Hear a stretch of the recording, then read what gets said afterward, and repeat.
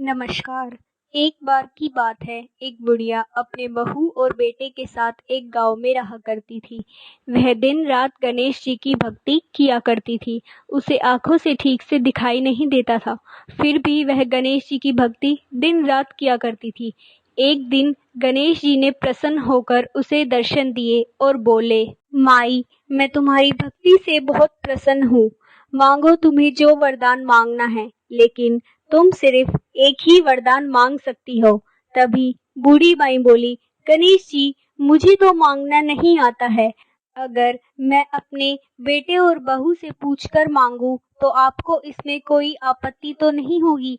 तभी गणेश जी बोले, नहीं माई, तुम कल अपने बहू और बेटे से पूछकर वरदान मांगना, लेकिन सिर्फ एक ही वरदान मांग सकती हो। तभी गणेश जी अंतर्ध्यान हो गए।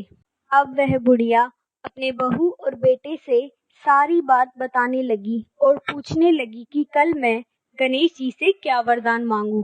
तभी उसका बेटा बोला, माँ, तुम गणेश जी से बहुत सारा धन मांग लो, ये सही रहेगा, हम अमीर हो जाएंगे। और उसकी बहू बोली, माँ, तुम गणेश जी से अपने लिए पोता मांग लो, सही रहेगा। लेकिन बूढ़ी माई को कुछ भी समझ नहीं आ रहा था।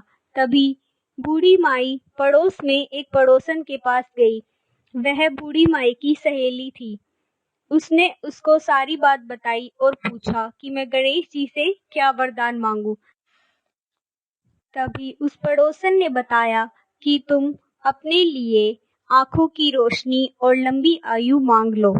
लेकिन बूढ़ी माई इसी सोच में डूबी रही और अगले दिन फिर से गणेश जी प्रकट हुए और पूछा, बताओ माई, तुम्हें क्या वरदान चाहिए। तभी बूढ़ी माई ने बहुत सोच समझकर बोला कि मैं अपने पोते को सोने के गिलास में दूध पीते हुए देखना चाहती हूँ।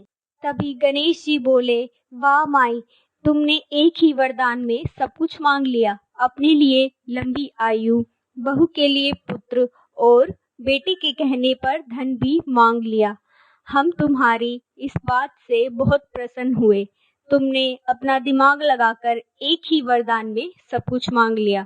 तभी गणेश जी बूढ़ी माई को तथास्तु कहकर सारा वरदान देकर अंतर्ध्यान हो गए।